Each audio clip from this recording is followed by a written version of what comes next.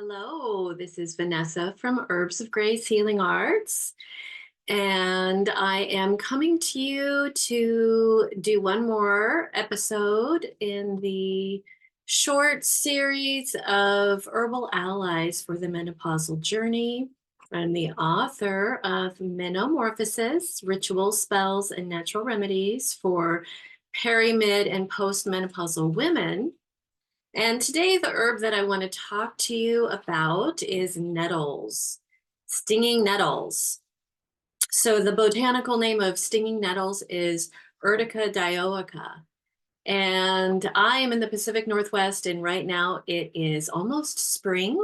It's early March. And so we are right about at the time of year where it is nettle harvesting time. Now, stinging nettles grow all over the world in temperate climates. In fact, I lived in India for a year, and even though I was only 11 degrees north of the equator, where I was living was at over 7,000 feet at the top of a mountain. And so it was kind of like a temperate jungle environment.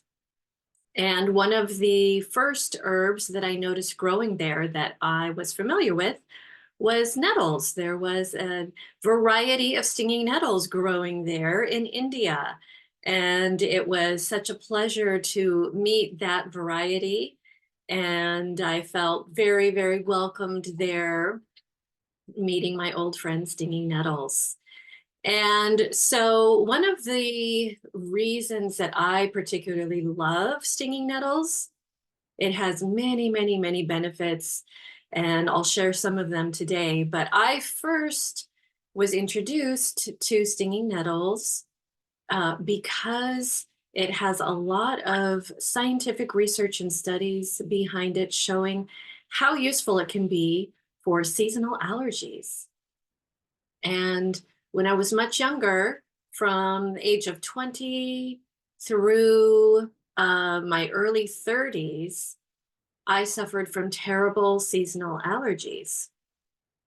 And one of the things, many things that I tried was stinging nettles. And I tried a few different forms. Firstly, I tried drinking stinging nettle tea, strongly brewed, a couple of cups a day. And when I would do that religiously every day from end of February through June, I wouldn't get a single allergy symptom, which was amazing because my allergy symptoms were sometimes incapacitating previously. And so I did that for a number of years and it really worked well. And then some years I tried the freeze-dried stinging nettles capsules. And those worked quite well, not as well for me as drinking this strongly brewed tea twice, at least twice or three times a day.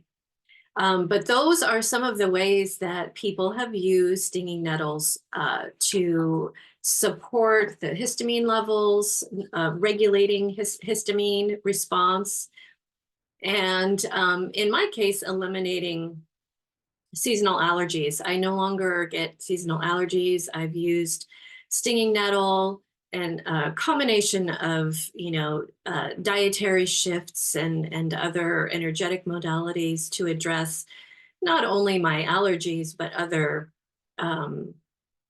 health issues as well, to just create general optimized health. And for the last, I would say, 10 to 15 years, I have not I have not suffered from seasonal allergies like I did for so long. So that was my introduction to stinging nettles, was using it to relieve allergy symptoms. And that is something that has had numerous studies done, as well as the anecdotal evidence that we have going back hundreds of years to support this particular use of nettles. Another way that I really love using nettles is as a spring tonic.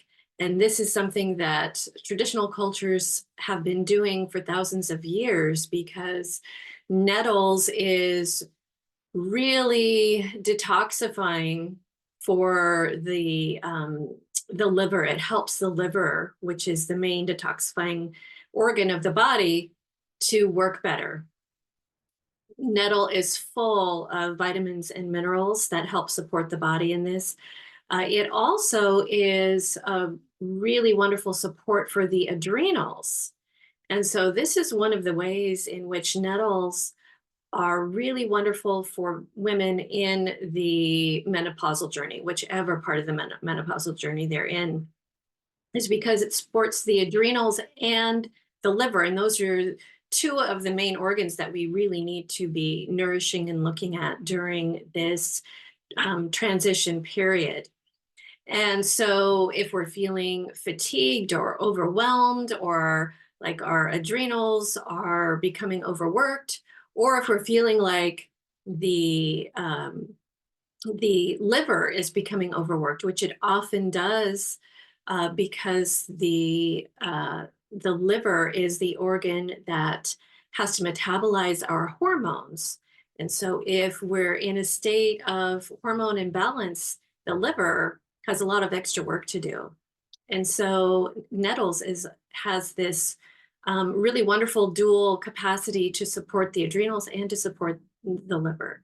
And and the adrenals are really important to be looking at during the menopausal journey also, because it has a really pivotal role in the HPA axis, the hypothalamic pituitary adrenal axis, in reducing stress and normalizing the nervous system, regulating it, and keeping our stress levels under control, and normalizing cortisol. And also the adrenals take over the estrogen production during menopause, when the ovaries stop producing estrogen. Our bodies still produce estrogen, and one of the ways is through the adrenal glands. And so we really need to be showing the adrenals a lot of love. And nettles is one way to do that. And so if you are having any kinds of symptoms of inflammation, or tenderness, or buildup of, of hormones, nettles is one of the first herbs to be looking at. And again, I mentioned that it is just chock full of minerals and vitamins, calcium and magnesium and potassium and zinc. It's also an excellent source of vitamin A and D and E and K. And I have previously talked a little bit about different ways to drink these nourishing teas, either like we normally would, steeping them for maybe 15 or 20 minutes to get a good strong infusion. Or we can do an overnight infusion, or what's called a nourishing infusion, which is something that was popularized by Susan Weed. And she is who I learned this technique from, making overnight nourishing infusions. And so just to illustrate the difference between making a regular tea where you're steeping it for 15 or 20 minutes, or doing an overnight infusion where you're steeping it all night long, or at least for 8 hours, and then drinking the resulting tea. So in 1 cup of nettle tea that has had the usual steeping time, you would get about 5 or 10 milligrams of calcium from that nettle tea. In an overnight infusion where you've steeped it for 8 hours or so, you can be getting up to 500 milligrams of calcium. That's 100 times more calcium is pulled out of the herb into the tea water that you're drinking. And it's very bioavailable because it comes from this plant source. And so that's a great way to illustrate what the nourishing overnight infusions can do for you. And as I've mentioned before, not every herb can be consumed this way. Some herbs have certain constituents that you wouldn't want to pull that much out of. And so when we're talking about overnight infusions, we're talking about more of the food-like herbs, like oat straw or milky oats, like nettles. These are food-like herbs that are very, very safe to be using in this way. Um, so we've talked about the adrenals, we've talked about the liver. It also has a lot of iron content and a lot of protein. And we don't often hear about herbs and plants having a lot of protein, but nettles, stinging nettles in particular, when we're talking about protein, it's really important here to understand that nettles has the highest amount of plant protein of any land plant. And so if you are vegetarian or you're vegan or you're someone who knows that they really need to pay attention to having a lot of protein in their diet, nettles is a really great way to get that. It also, as I mentioned, has a lot of iron, and so it is included in a lot of formulations addressed at anemic conditions. So if you are experiencing anemia, if you're experiencing low iron, singing nettles is a great plant ally for that. It also has a lot of chlorophyll. Again, it's one of the highest amounts of chlorophyll in any land plant. And so a lot of the um, chlorophyll supplements out there will get their chlorophyll from stinging nettle. And and it's also a really great source of magnesium. And we're all pretty much deficient in magnesium these days. And so once again, nettle is a great plant to be looking at for supplementing those kinds of things. One tip is if you're going to be using nettle in soups, if you're going to be adding nettles to your stews or to your foods, adding a little bit of vinegar or lemon juice helps pull more of the minerals out of the plant. So just even a little teaspoon into your pot of soup can really help to make all of those minerals more bioavailable.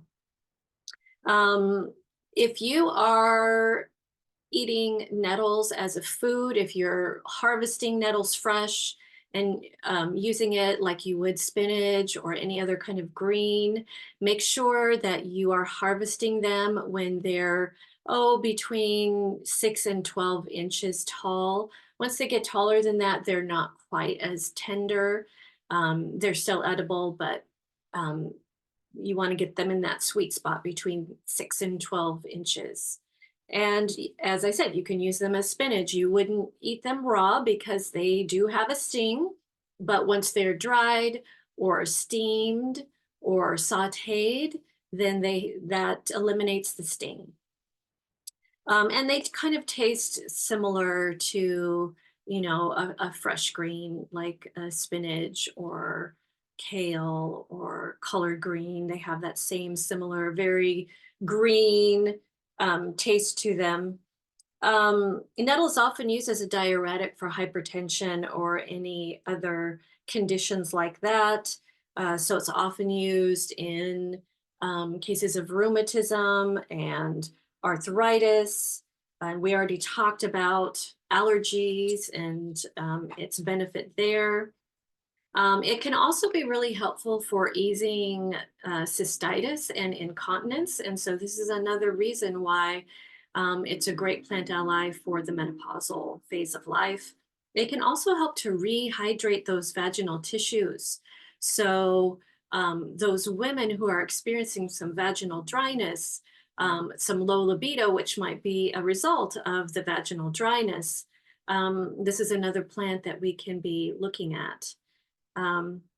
It also, just because of its high mineral and vitamin content, it strengthens the hair and the teeth and the bones. And for a while, in maybe 100 to 200 years ago, one of the things that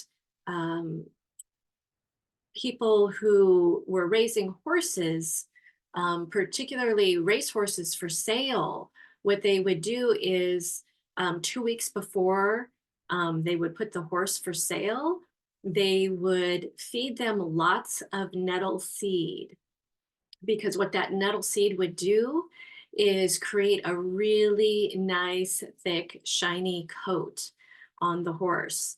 And so we can use it in the same way. Nettle seeds or nettle tea, which is normally used with the leaf, can be taken on a regular basis, and it will make your hair softer and shinier and thicker and just healthier in general. It will strengthen those systems of your body. And so those are just a few of the touch points of nettles that I wanted to talk about today. It is one of those plants I look forward to every spring, to go out and harvest nettles for the year. And I tincture some in vinegar. I dry most of them for tea. And I also will take some of the fresh nettles and puree them and put them in ice cube trays, freeze them, and then put those little cubes in a freezer bag. And that way I have freshly pureed nettles all year long. So even when all of the nice young nettles are past their harvest time, I still have a nice store of fresh nettles in my freezer that I can add to soups or stews. Another thing that I love to add, though, that nettle puree to is like pasta sauces and salsas. Fresh salsa with a little cube of nettle puree in it is a wonderful way to just get it into your diet on a regular basis. So I'm looking forward to this year's nettle harvest. I would love to know if you've harvested your nettles yet this year, if you're planning on harvesting nettles, what your experiences are with nettles, and any questions you might have about stinging nettles. And I would love to connect with you through my website, herbsofgracehealingarts.com, through Facebook, Herbs of Grace Healing Arts, and Instagram at Herbs of Grace. Please leave a comment for me here and let me know what your experience is with nettles, and I'll see you next time. Have a great day.